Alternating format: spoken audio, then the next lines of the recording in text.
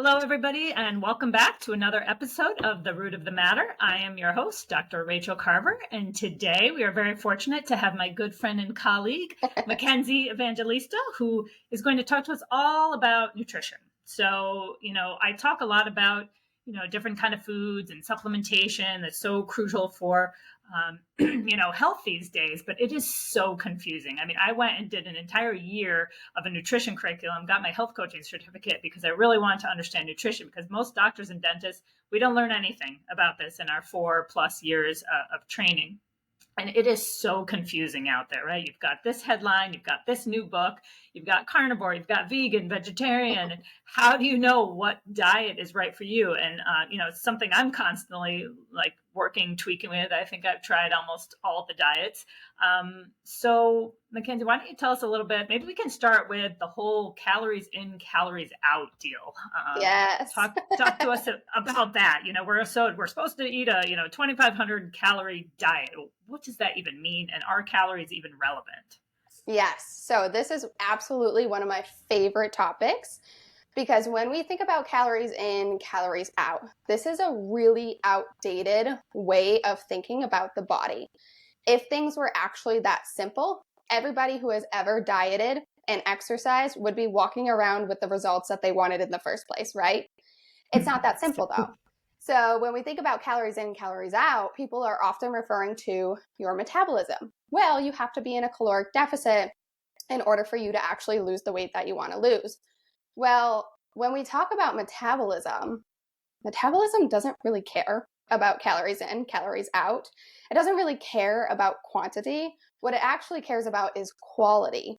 And the metabolism is not just this perfect mathematical science where you can produce the results that you want the most, because there are different organs and different systems that are actually involved in the health of the metabolism.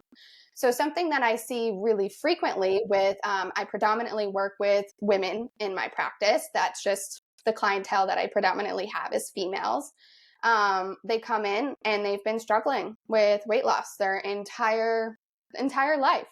Maybe they reached a period where they were doing some type of a calories in, calories out method, and they got some results, but then they either plateaued, couldn't lose any more weight, or they just didn't lose the weight at all. Or even worse, sometimes people end up gaining weight from doing that method. And that's because the organs and the systems that are involved with metabolism have very specific nutritional needs. And those nutritional needs are not defined by calories, it's defined by quality. So we're thinking macronutrients, we're thinking micronutrients. So when you think about metabolism, what are these organs and systems that are involved? You have your adrenals, they're involved. The pancreas is involved. The liver is involved. Your thyroid, your pituitary.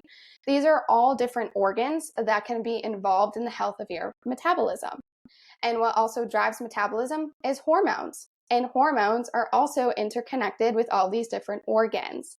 So a lot of the times what I see with these women is that they're coming in and they're struggling and they're trying to do all the things, right? They've been on every diet, like you said, Dr. Carver. They've been on everything. They've tried keto, they've tried paleo, they've tried just going gluten-free, they've tried it all, and nothing is working for them. That's because there are specific organs that are involved that are experiencing some level of stress, whether that comes from a nutritional deficiency or it actually comes from some level of toxicity. And that toxicity can come from, different environmental challenges. It can be an underlying food sensitivity. I see that a lot with thyroid stuff. So there's something about the thyroid and gluten that just does not mesh well. There's a lot of that going on. So that can stress out the thyroid, which can then impact its overall function. But that's not the only thing that can drive, lower functioning thyroid health. There are other environmental stressors that can impact that as well. So we're talking about toxic heavy metals. We're talking about chemicals like pesticides and glyphosate. We're talking about even endocrine disruptors, right? Those are different chemicals that will affect the thyroid, which will then interfere with metabolism. And then there's also underlying immune challenges. So this is the one that I actually see the most. Some of the women that come in that have been struggling for pretty much their entire life, that can't lose weight, It is usually a subclinical thyroid problem or anterior pituitary problem, but more than anything else, there's underlying low levels of immune dysfunction that's being driven by chronic immune challenges. So things like viruses, bacteria, parasites, fungus. I see it all. And the problem is that when those are lingering in the body, that is going to be the body's priority. It's going to work on putting out that fire, and metabolism and hormones and all of those other things that are involved with metabolism are going on the back burner. So that's what I predominantly see. Yeah, and those underlying infections, they at the cellular level, they're interrupting that mitochondrial energy production. So we've talked about it before, where those mitochondria can either be in energy production mode or defense mode, right? And that's why fatigue is such a common symptom. These underlying infections are messing up our body's ability to produce energy, and and then the body is trying to be in defense mode. So you can't make hormones, right? You can't. Your metabolism is going to be slower because, just like you said, that part of the system is getting shut down because the primary concern of the body is these infections. And I love that you brought this up because we talk about this, a lot on the show. It's these toxins and these infections that are screwing it up. And just like you said, you talked about quality. I remember one of the very first lectures I gave to a community of women, we talked about this calories in, calories out. Like 100-calorie snack pack is not the same as 100 calories of broccoli, right? And I think that's very intuitive when you think about that. Yeah, it makes sense. So again, we've got to get away from the whole idea of calories because it's the quality, it's nutrient dense. And that's one of the problems I see today. Why we have so much chronic illness is because, there's a quote, I don't know who it's attributed to, but as a country, even maybe globally, we are overfed, but undernourished. So we have so much processed food out there, which is loaded with calories, but they are completely nutrient deficient calories. Mm-hmm. They are not providing, like you talked about, macronutrients. Maybe you can tell us a little bit what is a nutrient dense food and where can we find that in today's processed age? Yes. So something that I learned very early on working with a holistic nutritionist before I actually went that route myself was talking about, well, where do you find these nutrient dense foods in grocery stores? It's going to be on the perimeter. So when you think about the perimeter of a grocery store, where are we looking? We're looking at the produce aisles. We're looking at all the fresh fruit. We're looking at, some of the refrigerated stuff. So like yogurts and whole milks, eggs, dairy. But what you're not finding in the perimeter is all that processed junk. That's somewhere in the middle in all of those aisles. And now something that we also have to define is, what even is a processed food? So there is also what's called an ultra processed food. So the definition of processed is basically any type of manipulation to a food to produce a specific outcome. So at the very simple level, processed can be you cooking broccoli, right? But that's not the kind of processed food that we're talking about. We're talking about those ultra processed foods. So those foods that have been manufactured in factories that are then being produced to put on shelves that have shelf-stable lives and preservatives in them and are loaded with macronutrients, so calories, but they're not, like you said, Rachel, they're not nutrient dense. So the nutrient dense foods are things that are loaded with really wonderful, essential micronutrients. And micronutrients are going to be your vitamins and minerals. And those vitamins and minerals are basically running the show. And the macronutrients, when we talk about macronutrients, those are your fats, your proteins, your carbohydrates, which are also very necessary. But at the end of the day, your micronutrient stores, because like you said, at the cellular level, we want to produce energy at the cellular level. Well, if those cells don't have the very vital micronutrients that they need for the cofactors for enzymatic reactions to happen, you're not going to have energy. You're going to have fatigue. And that's coming from those ultra processed foods that are essentially devoid of those essential micronutrients. So not only are they devoid, but then they have all the unnecessary, unhealthful toxins, right? So glyphosate's a big one, right? This is the main ingredient in Roundup. We know it's linked to all sorts of cancers. I mean, and the problem now is, does organic even exist anymore? Because we're finding glyphosate in the water, in the air, in, Alaska, in the middle of nowhere, in Antarctica. So it's prolific and it's very, very problematic. It shuts down, it destroys our microbiome, it creates leaky gut. And Yeah. glyphosate is found in all non-organic wheat products, rice even. I mean, this is a very common herbicide or pesticide that's been used to, kill pests, but in that same manner, that also makes the plants nutrient deficient.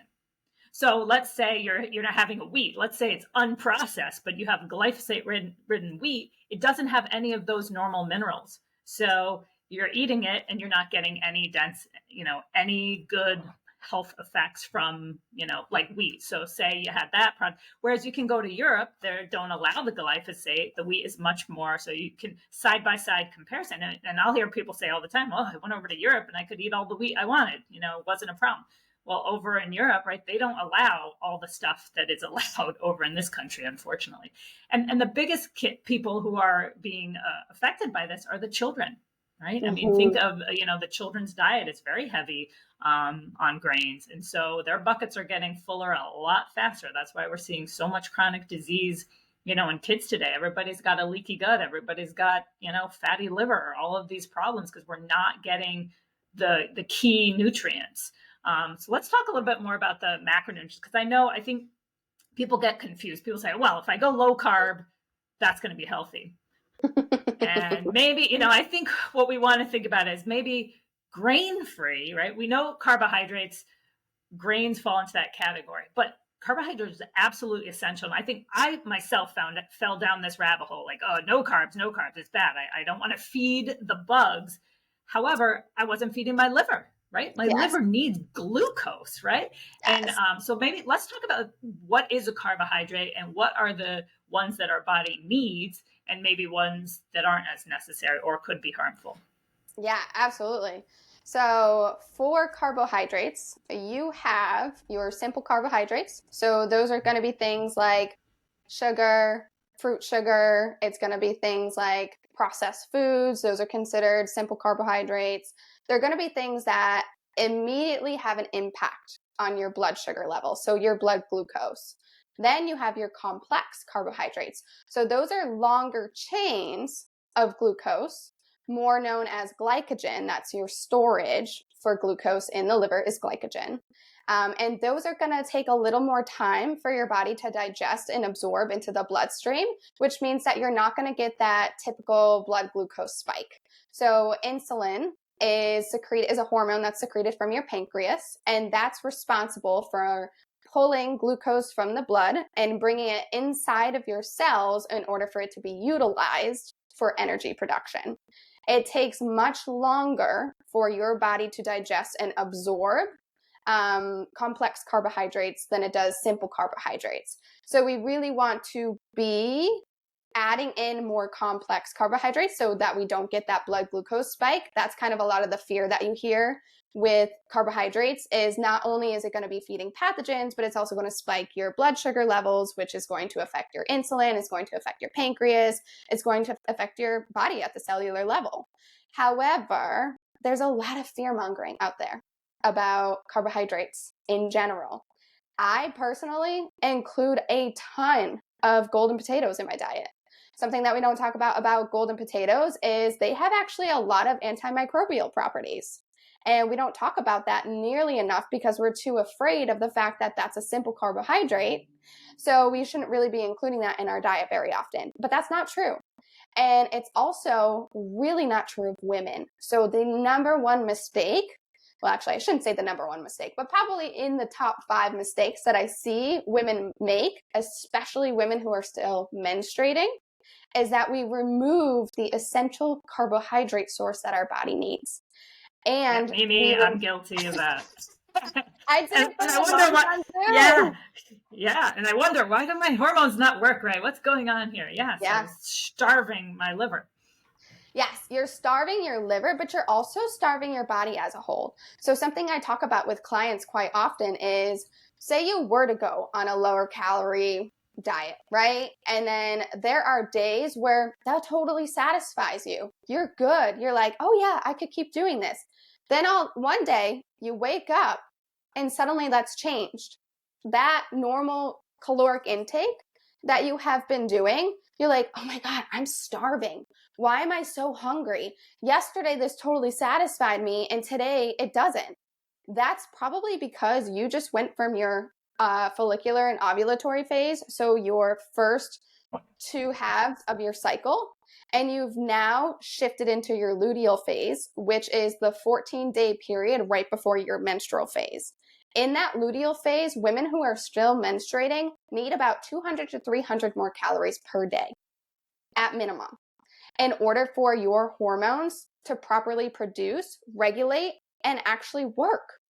So when we are on those low carbohydrate diets, we are basically pulling an essential food source, particularly in that luteal phase, because in that luteal phase, you actually need more carbohydrates, which is often why you find yourself craving things like sugar and even salt, because we want that quick acting energy source in order for our hormones to regulate. Mm-hmm. Ding, ding, ding, ding, right? Yeah. You know, some of us keep chasing I need more progesterone or estrogen, or I need to, do this or that, when really, if you just, ate a banana, it might make a big difference.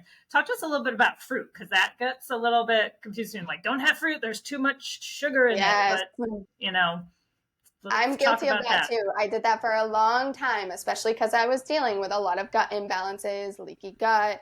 I was dealing with a lot of pathogens. And I mean, honestly, we're exposed to pathogens every single day. Most of us are walking around with some type of underlying infection. However, it's how the body is able to compensate and cope in order for us to not experience symptoms from those underlying infections. So with fruit particularly, you hear a lot of people saying, don't add fruit in because it's really high in sugar, that you're going to feed the pathogens, you're going to make your gut stuff worse. Well, you might, however, you also might not. And the reason being because of the liver. So the liver, you mentioned it earlier, Dr. Carver, is it actually requires sugar. That's its primary source of fuel. So when we talk about sugar, you have a couple of different forms, but one of the most talked about forms are glucose and fructose. So you'll hear this a lot in the medical community, and you'll also hear it a lot in the holistic community. There's a rise in non-alcoholic fatty liver syndrome. This is when the liver starts to get fatty, and we traditionally see that with excess alcohol consumption, but now we're actually finding that happens with excess fructose consumption. So what is the primary sugar source with fruit? It's fructose. So this is why fruit has ultimately gotten a bad rep, is because, you shouldn't be eating too much fructose. I'm sorry, but did anybody ever gain weight from actually just eating fruit? No, they didn't, because look at the profile of a fruit. The profile of a fruit is also really rich in those micronutrients that we were talking about that you need for proper liver detoxification. And if you can't properly detoxify, you're not getting rid of those toxins. You're not getting rid of those underlying pathogens. You're going to feel pretty crappy most of the time.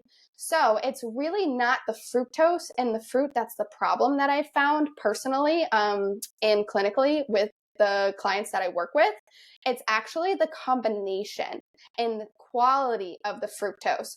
So the fructose in a fruit is going to contain fiber. It's going to contain micronutrients, like we were talking about, so essential vitamins and minerals.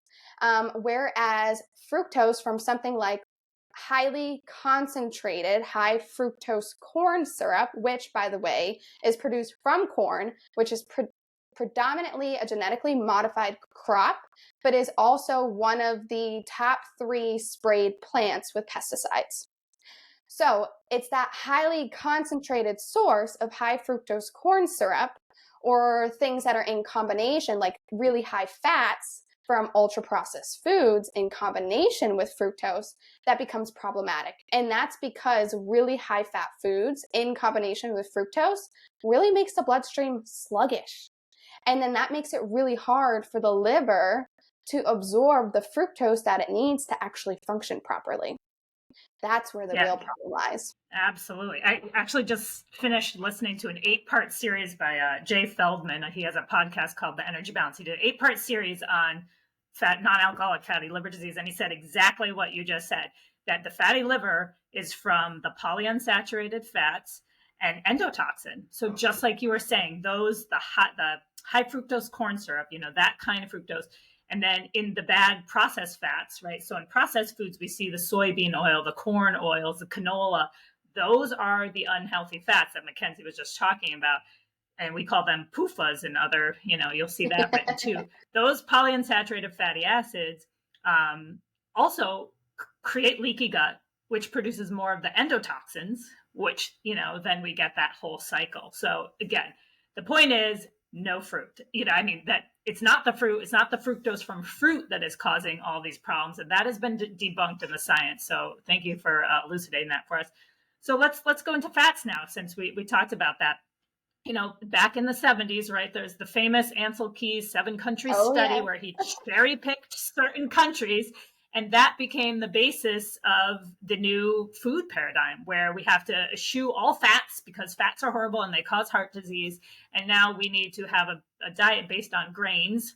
And this was the absolute downfall of our health. And we are seeing it now, 40, 50 years later. The results of those recommendations have created the sickest nation, maybe even global, population that it is. So let's talk about that. There are saturated fats. We have unsaturated fats.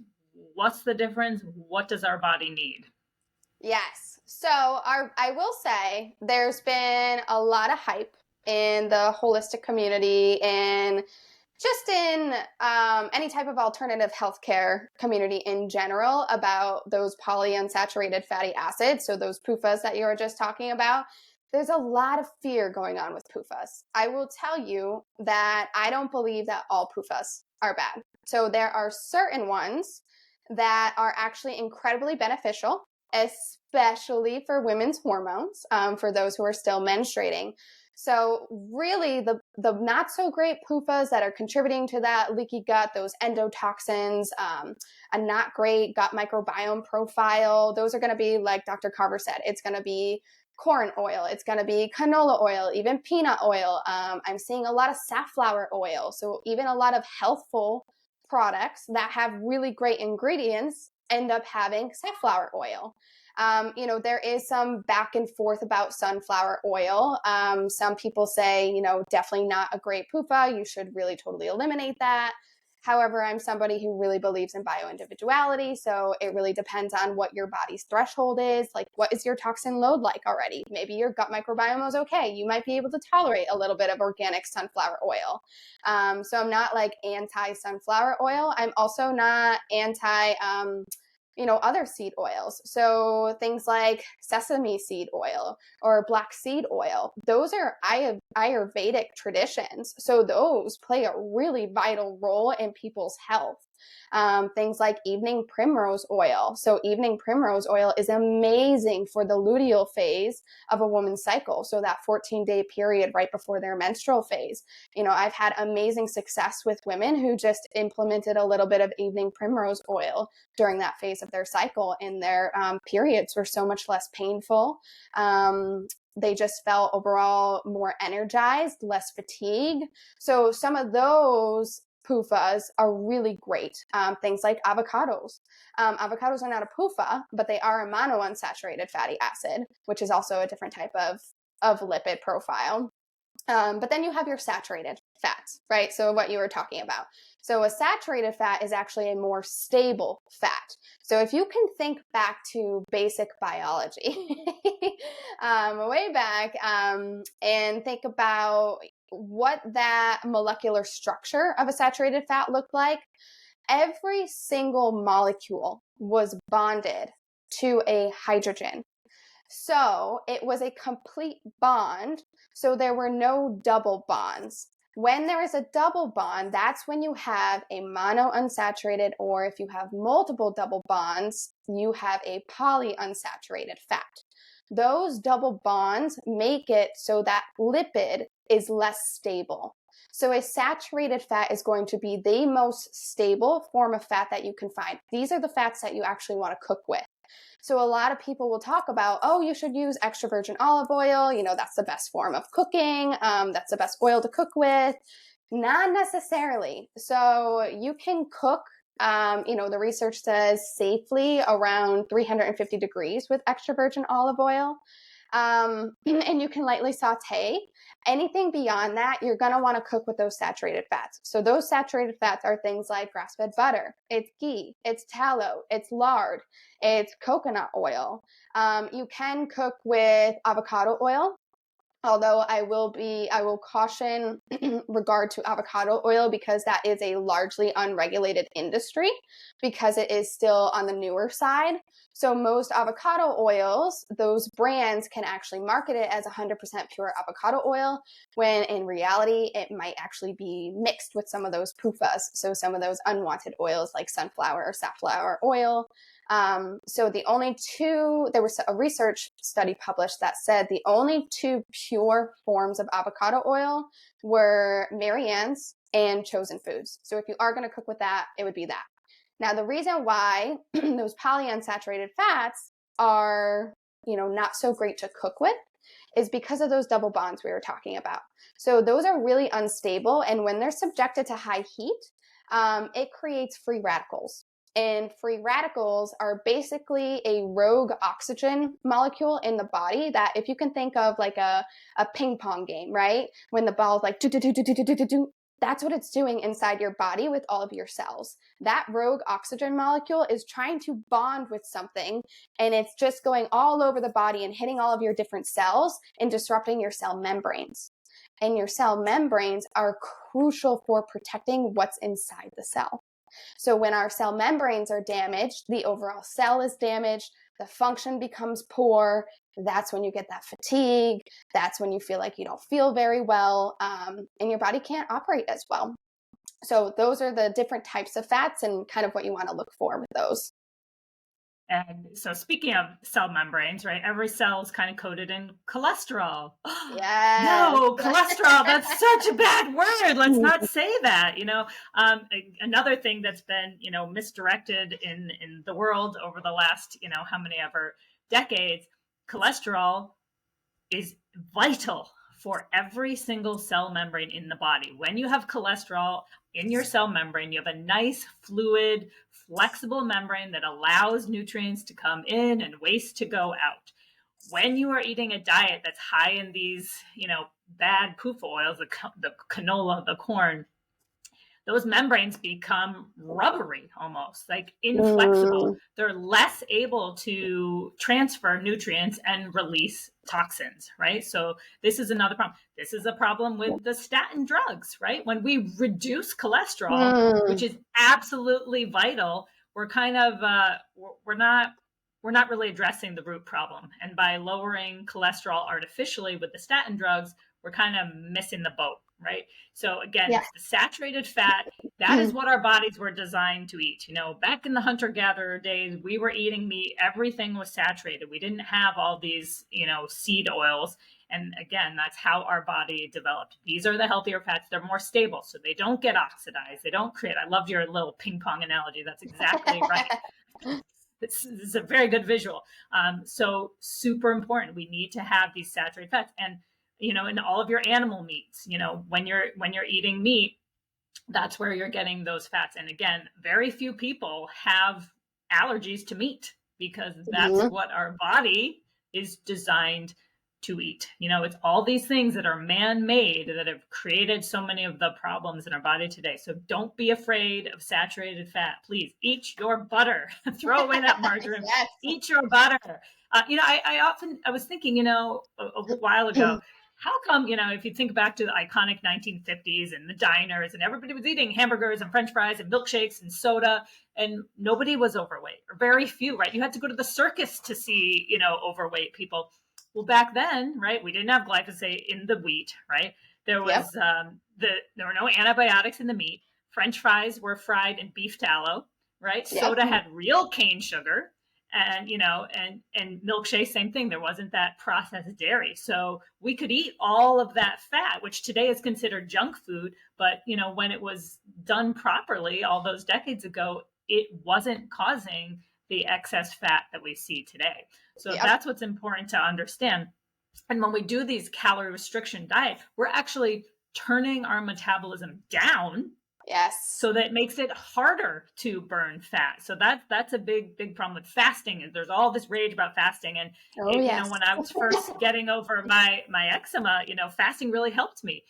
And it can be helpful because it reduced, some of that substrate that maybe some of the bad bugs in my gut were dealing with. So I was producing, by eating less, I was producing fewer toxins, which had an impact. But doing that long term, and still, like you said, as a menstruating woman, then that really, I'm always, working on my liver. My liver is never getting fed enough because I was always too worried about eating too many carbohydrates, and I still think grains are to be avoided because, again, of all the processing. We talk a lot about gluten.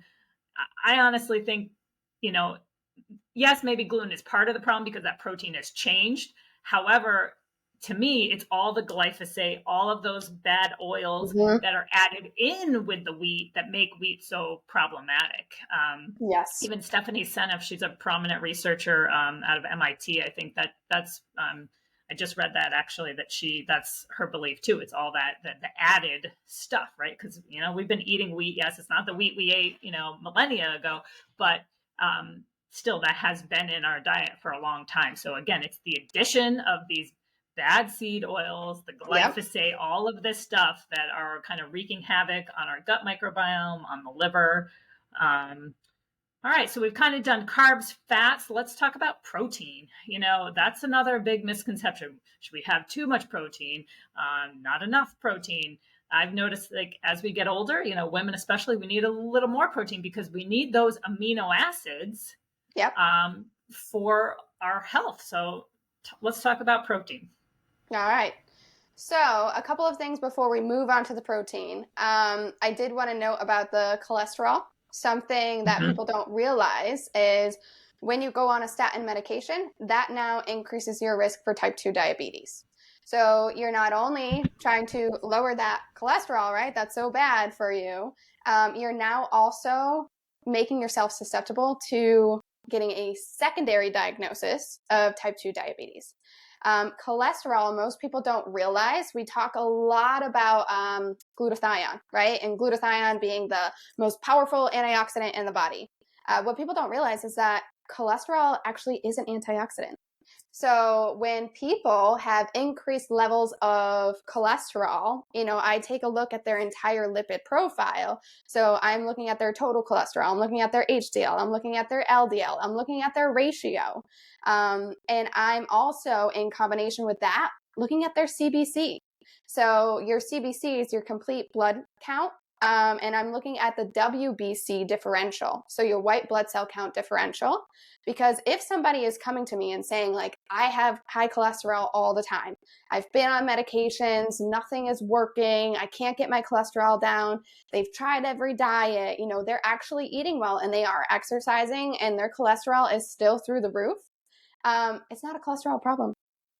It's an underlying immune problem. It's an underlying toxin problem. That cholesterol is sent to those areas of the body to bring down inflammation and to protect that area of the body from damage. So that's why those cholesterol markers are going up. It's not because it's an actual cholesterol problem. Cholesterol foods do not increase your cholesterol levels. That is an outdated way of thinking. It has been proven multiple times now that cholesterol from food does not increase your cholesterol levels. It's really an underlying toxin load, a lot of heavy metals, or, like I said, it's an underlying immune challenge that needs to be cleared, which is why those people are not responding to those cholesterol medications. So I love talking about cholesterol. Fat is probably my favorite macronutrient, to be honest. Seriously, because it's one of the most popular drugs. So ding, ding, ding. If you get nothing else from that podcast, from this podcast, just that last little tidbit, listen to it again, okay? Cholesterol is not a problem. Cholesterol is a response to the underlying problem, okay? So as we've said before, toxins, infections, Mm-hmm. okay? If your blood pressure is going up, your cholesterol is going up, if any of your markers are getting outside the so-called norm, you've got to look for the toxins and infections. When I'm working with patients, the two of the tests that I do most often are the organic acids test and the toxin test. Organic acid test is a simple urine test, and it shows a lot of what's going on, what's being actually, absorbed and used. So when you do a blood test, right, and you look for certain things in the blood, one, it's that moment in time. Two, it's in the blood. It's not in the cells. So the level in your blood isn't necessarily indicative of what's happening in the cells, right? Whereas when you do the urine test, it's the metabolites of the vitamins and minerals. And then you can kind of see where is your energy maybe going off. And then I want to know, what is the toxin? Do you have mold toxins? Do you have, the organic acids can show, parasites and fungus markers are in there. And obviously it's more complex and no test is perfect, but that's why, people like Makenzie and I, we use a combination to try to look for patterns, and you have to take the whole person's, everything into account. But again, a lot of these markers, they're a signal, right? So we don't need to go after, just the same thing in Alzheimer's where we're trying to go after the beta amyloid. Same thing. Beta amyloid is a response to inflammation that's caused from, guess what? Toxins and infections. Yeah. So how about we all try to find out what are the toxins and infections that are messing up our metabolism? Yep. And therefore, when you can fit, and again, think about the last few years, the people who got COVID the worst, the people who have long COVID. To me, long COVID equals autoimmunity. What is autoimmunity? Yep. Toxins and infections, right? So this somebody who has these long lingering effects had this underlying immune dysfunction, right? But these are low grade type of infections that you're not getting a fever. You're not necessarily always feeling so it goes undiagnosed. And a lot of these toxins infections come from the mouth, right? So it's super important that we're, checking that, because, I had a patient yesterday, new x-rays and just loads of infections under the teeth. He feels nothing, so he doesn't want to do anything. And I'm like, okay, but all the toxins from these infections are draining through your lymph system, affecting your metabolism, affecting your immune system. So it's a big deal. So when we're looking, my point is, when we're looking for those toxin infections, the mouth is a big part of that. And the nice thing about the mouth, it's so accessible. It's very easy, relatively, I'm saying this as a dentist, to clear those kind of infections versus a gut infection, right? It's a lot easier to help clear that, so you can improve immune function by improving your health. When you have gum disease, you're constantly swallowing those toxins, which can lead to these cholesterol and blood pressure issues. So very important point. Okay. Yeah. And with that, I was going to say one more thing too. Yeah. Yes. So I'll talk to you about protein. I'm going to go off on one little tangent still, because you talked about, and you brought up another great point, is inflammation. I have a lot of clients that come to me and say, I just need to clear my inflammation. It's the inflammation. The inflammation is the root of this. It's inflammation. It's inflammation. And they're telling themselves it's inflammation. And while that may be true, there is definitely inflammation present, which is why you're getting that response, from the cholesterol, or you're getting that response from the blood pressure, or however other way that it's manifesting as inflammation for you. I will tell you this. I tell every single client, I know what you've heard online, that inflammation is the root cause of all disease. No, it is not. Inflammation is a common denominator across all disease. However, clearing your inflammation with things like turmeric or curcuminoids, that's not getting to the root of your present day conditions. That is another way that we actually symptom mask. Because if you are just clearing out the inflammation, you're going to be chasing your tail all the time. You're going to be going around and around in circles, and you're going to be like, why does this inflammation keep coming back? My condition isn't fully healing or restoring, and the inflammation, it just won't come down. Well, yeah, because you didn't actually clear the thing that's driving the inflammation in the first place, which is what you say, Dr. Carver, toxins and infections. Until you clear those toxins and infections, that inflammation is going to continue to reemerge. That inflammation is always going to be present. And if you keep managing the inflammation, you're just going to keep symptom masking. So you really got to get to the root of that. Now, I tell everybody, just because you're getting to the root of something doesn't mean that you can't symptom manage at the same time. So you can absolutely use things like turmeric or curcuminoids to help manage the pain and the inflammation while you're working on getting to the root cause of it. But that's something that I like to make clear with my clients, because they're always like, oh, it's the inflammation. I got to clear the inflammation. No, it's the underlying toxins and infections. We got to work on those first. Exactly. Yeah. So let's dive into the protein. So what would you like to know about protein? So how much do we need to eat? Some people say at every meal have the size of your palm is the right amount for you. So again, children versus man versus woman versus menstruating and not menstruating women, we all have kind of different requirements. And some people say, oh, don't have any protein, that's not good, or have too much protein. So, how do we manage this? How do we know what might be right for us? Yeah. So protein is actually one of those things, and really I should say for every macronutrient, that is totally bio-individualized. Something that we really love to do as humans is say, aha, I found it. This is it. This is the amount of protein that everybody in the world should be getting every single day. Or this is the amount of saturated fats that everybody should be eating every single day. Get rid of all those PUFAs. Lower your carbohydrates. No, increase your carbohydrates. We love to have something that's solid for us to hang on to be like, well, if I do this thing, it's going to work for me, right? Not necessarily. It really comes down to bio-individuality. So this is where I really hone into people's symptoms. This is where I really hone into their blood work. What are their present day conditions? What is their family history like? So with proteins are amino acids. And amino acids are basically the building blocks and the foundations of our cells, along with fats. So with protein, you'll hear people say, oh, you should be getting roughly 1 to 1.1 kilograms per pound of protein based off of your body weight. That's how much protein you should be getting each day. Also not necessarily true.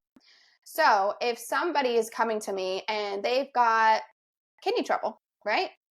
So what are some of the signs and symptoms of kidney trouble? Well, it could be a high histamine load. So someone with a lot of itchy skin, a lot of skin stuff going on. It could also be somebody with high blood pressure. It could be somebody with low blood pressure. We talk about high blood pressure a lot, but there's a lot of women walking around with really low blood pressure too. I'm going to take a look at their signs and symptoms first before I ever gauge how much protein they should be eating.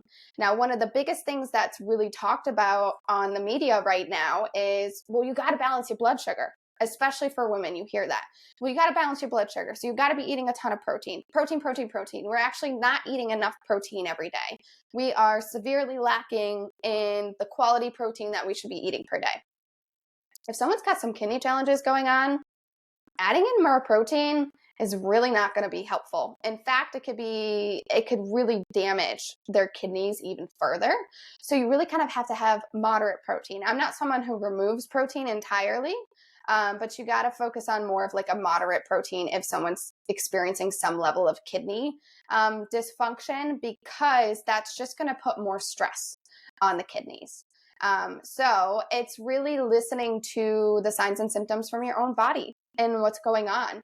So ideally, yes, maybe like a palm size thing of animal protein.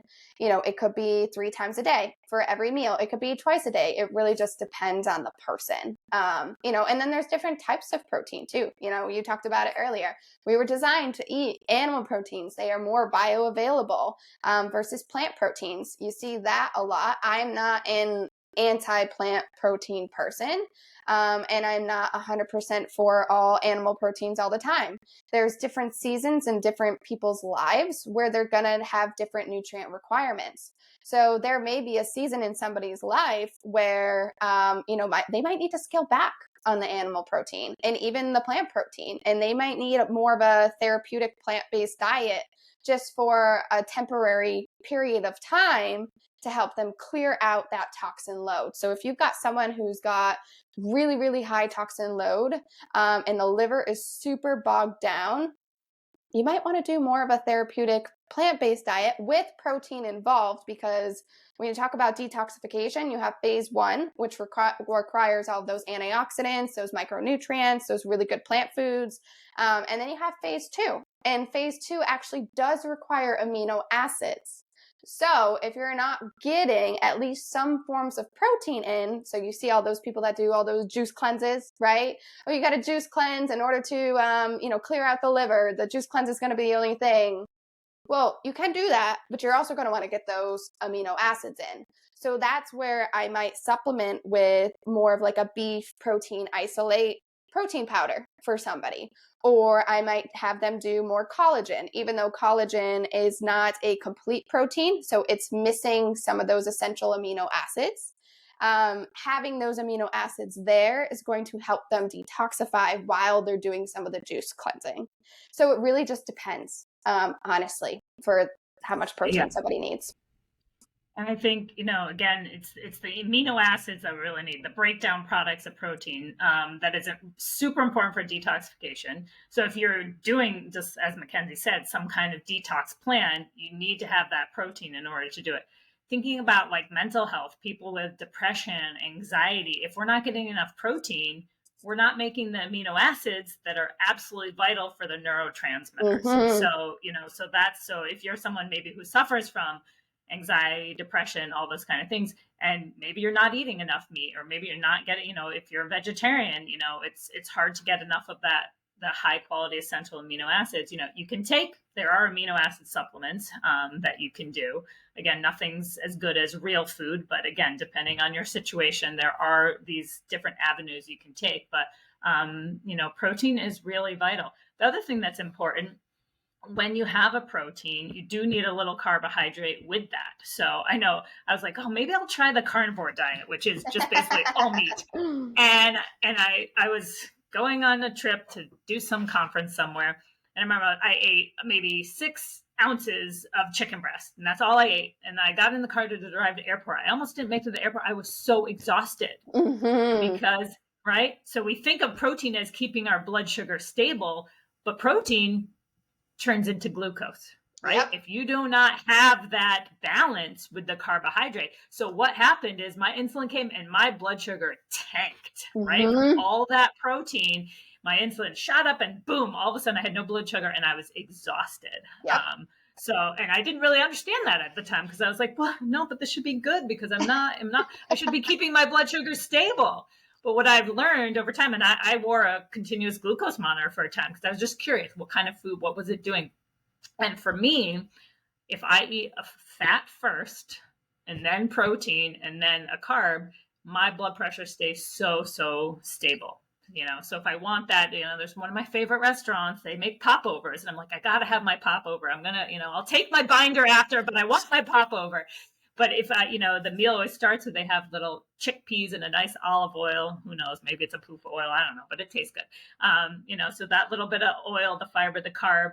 And I noticed in that meal, my blood sugar stays completely stable, even though I had carbs, but I had the right balance of nutrients. So when we try to take away one of these macronutrients, our body can really get out of whack. But there's bioindividuality, a third of protein, carbs, and fat.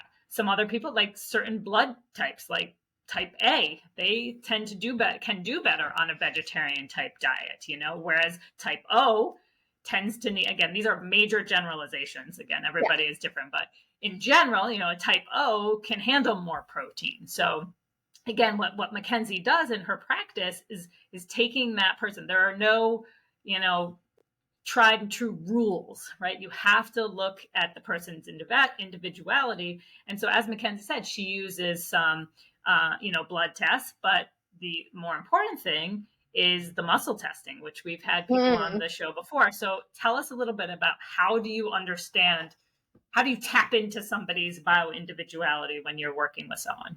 Yeah, so I predominantly use nutrition response testing in my practice. That's kind of the basis of everything. That's where pretty much everybody starts.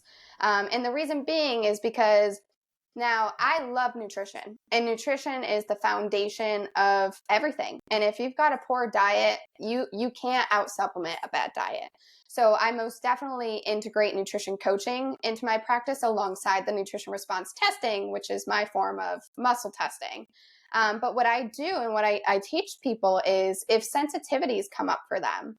So I have these different stressor kits that I use that I place on the body. And depending upon, which organ or system is experiencing some level of stress, I help them to identify what that is. Is it a food challenge?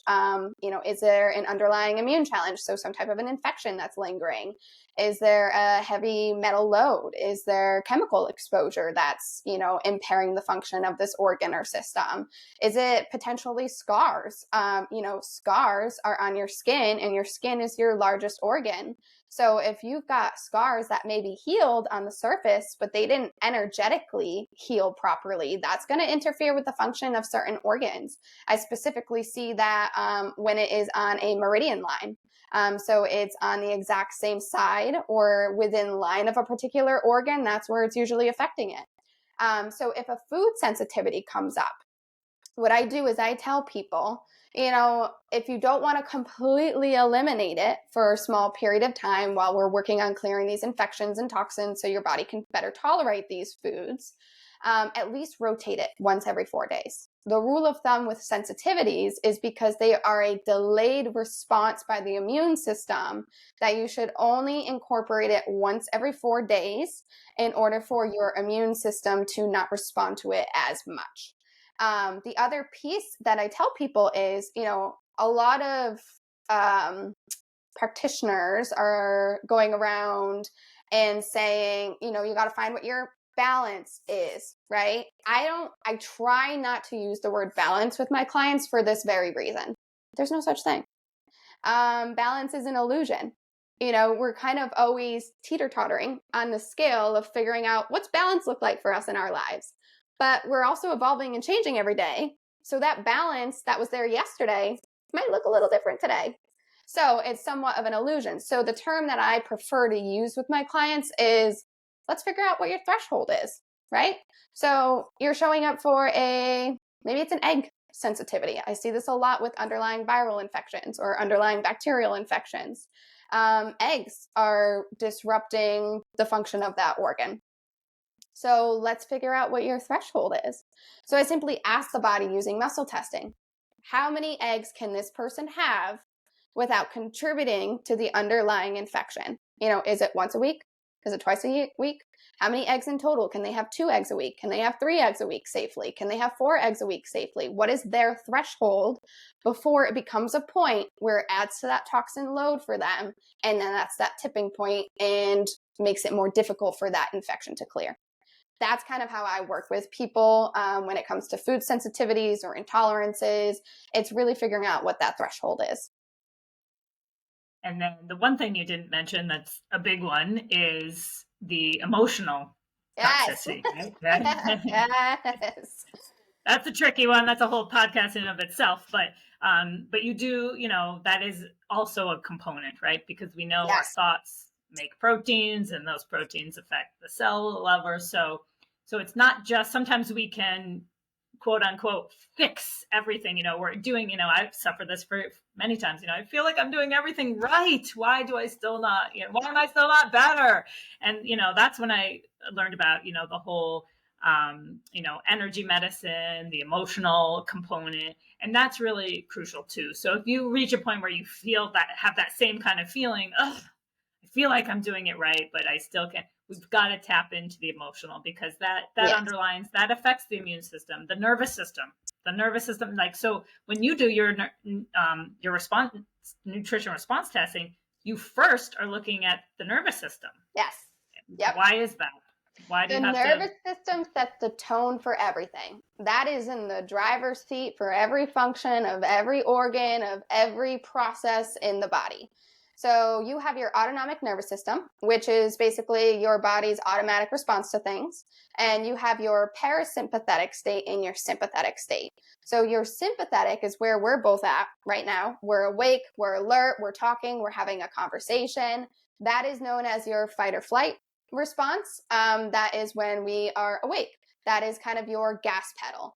When then you also have your parasympathetic. So your parasympathetic is your rest and your digest. That's where you're supposed to be sleeping. Sleeping is where the healing happens. So your parasympathetic state is kind of your break. What can happen is sometimes those environmental stressors we were just talking about, whether it's an energetic component to it or it's a physical environmental toxin, can disrupt the autonomic nervous system. I see people notoriously who are night owls, have insomnia, and they're like, I can't sleep. I'm awake all night long and then I'm asleep during the day. That's something that we called switched. So their parasympathetic state is living in their sympathetic and vice versa. Their body, their nervous system is essentially confused. So that's why it's doing that. So you have to figure out, well, what's driving that? Is there an emotional piece like we talked about? Is there an environmental piece that's contributing to this? And then you got to work to clear that out first. If you don't work on the nervous system health first, no matter what supplement, no matter what good food you throw at your body is going to have no idea what the hell to do with that. So a lot of the times, I know we talked about earlier, the person with the cholesterol medication, they're not responding to it. A lot of the times it is underlying toxins. However, it can also be that their nervous system is out of whack. So they're taking these medications and the body's going, well, this is great, but I don't know what to do with it. So you need to get that nervous system health in line first. One of the prime things that I see too is people who will come to me and say, well, I've been really trying hard to meditate, do breath work, all these relaxation techniques, but I just can't do it. I can't get my mind to settle. And then you'll hear other people say, well, that's why it's a practice. You have to just keep practicing. And now they're coming back to you and they're getting frustrated because they're like, I'm practicing. It's not working for me. My nervous system still feels through the roof. I have anxiety. I don't feel good. Oh, well, let's check it out. Oh, it's because you have an underlying immune challenge that's disrupting the nervous system. So, when you have something that's physically taxing the nervous system, it's going to be really difficult to get your mind and body to sit there and relax. You got to remove that stressor first. And then once you do, you'll find that doing things like meditation or breath work is going to come a lot easier to you because the nervous system was just so stressed out that it didn't know what to do. It couldn't calm down. So once you remove that, that's going to become a lot easier. So I think this is another very, very key point. So rewind, listen to that again, okay? Because we often tell people, oh, just stress less, go, take a hike and breathe, right? That's the easiest way to get into parasympathetic. Breathe through your nose. I tell patients this all the time, do vagal nerve exercises. But as Makenzie said, and this is why her type of muscle testing, this nutrition response, is so vital. She always, she does this for me all the time, always test my nervous system first. Because again, as she said, very important take home point, no matter what diet or what supplement you're taking, if your nervous system can't interpret, if it can't understand what the input coming into the body, it doesn't matter. You could eat all the cheeseburgers you want. So it's really, really important that nervous system, that we tap into that nervous system, get that functioning properly. And then everything else that you do starts working, right? Yeah. So like I said before, when I feel like I'm doing everything right, well, my nervous system was a mess. I could never meditate, couldn't ever do those kind of things because my nervous system was always jacked up. So, so Makenzie is able to say, okay, here's what we need to calm your nervous system. And this is where you start first. And then we can talk about, adding in some of these other supplements that may support your liver and all that. But And again, that's why I think when my eczema was originally, healed was by removing parasites, right? Mhm. I cleared those out, and it's like everything else started to work better because I took away that physical stimulus that was messing everything up, So instead of supplementing for my stress and supplementing for my liver and supplementing for detox, got to get rid of the infection. And then the body's like, ah, it's like this big sigh of relief, like, okay, now we can go back to what we're supposed to be doing. Right. Yeah. So that nervous system is really, really key. So thank you. So what else do you want to leave our audience with? This has been chock full of awesome information. There's a lot more we could definitely talk about. So we definitely need a part 2 specifically for Absolutely. muscle testing, infections, toxins, how we kind of deal with those, manage them, get rid of them, clear them. But if you're just getting started in all of this and you're wondering like, well, what do I do for myself? Where do I start? Some of the best books that I ever read and really got me started on my own journey was definitely Deep Nutrition by Dr. Catherine Shanahan. That is probably my number one. If you're interested in women's hormones, definitely In the Flow, and it's FLO by Alisa Vitti. She's going to tell you a lot of information about just like getting to know your cycle, what different nutrients feed and support different phases of your cycle. The Big Fat Surprise, I believe it's by Nina Tolches, I believe her last name is. I might butcher that. I'm sorry, Nina, if you're out there. That's a great book about fats.